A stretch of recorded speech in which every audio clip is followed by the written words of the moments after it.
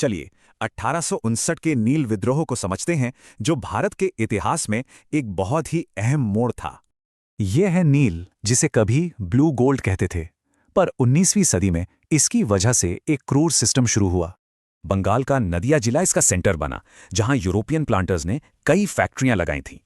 देखिए, दशकों तक मांग बढ़ी, शोषण बढ़ा और आखिर में 1859 में यह सब टूट गया।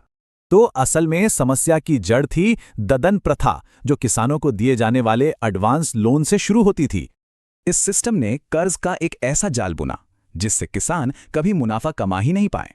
किसानों से ऐसे कॉन्ट्रैक्ट साइन कराए जाते जो उन्हें और उनके बच्चों को न चुकाए जा सकने वाले कर्ज में बांध देते। और अगर कोई मना करता तो बागान मालिकों के एजेंट जुल्म करते थे और कानून भी कोई मदद नहीं करता था। 1859 तक किसानों का सब्र जवाब दे गया और एक विद्रोह की आग सुलगने लगी।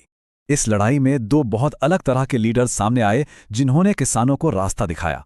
दिगंबर और विष्णु चरण बिस्वास ने अपनी पूरी संपत्ति यानी 17,000 मोहरें किसानों के लिए खर्च कर दीं। विद्रोह की शुरुआत मार्च 1859 में नदिया से हुई, जब किसानों ने एक साथ नील बोने से मना कर दिया।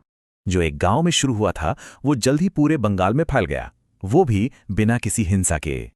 विद्रोह को सिर्फ किसानों का ही नहीं, बल्कि गांव के मुखिया और कुछ अमीर जमींदारों का भी साथ मिला। विरोध इतना बड़ा हो गया था कि ब्रिटिश सरकार इसे और नजरअंदाज नहीं कर सकती थी। आयोग ने बागान मालिकों और अधिकारियों समेत 77 किसानों सहित कुल 134 लोगों की गवाही ली। सबूत बिल्कुल साफ थे। आयोग की रिपोर्ट ने किसानों की बातों को सच माना और इस जालिम सिस्टम को खत्म कर दिया। इस एक गवाही से किसानों के पक्के इरादे का पता चलता है ना? इस संघर्ष ने भारतीय इतिहास में एक सुनहरा पन्ना लिखा, जो आगे के आंदोलनों के लिए एक मिसाल बना। चलिए अब इस ऐतिहासिक विद्रोह के कुछ खास चेहरों को याद करते हैं। पहला सवाल, बिशे डकैत के नाम से कौन सा लीडर मशहूर था?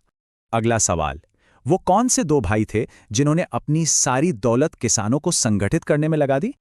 और आखिरी सवाल, उस जमींदार का नाम क्या था जिसने विश्वास परिवार की मदद की थी?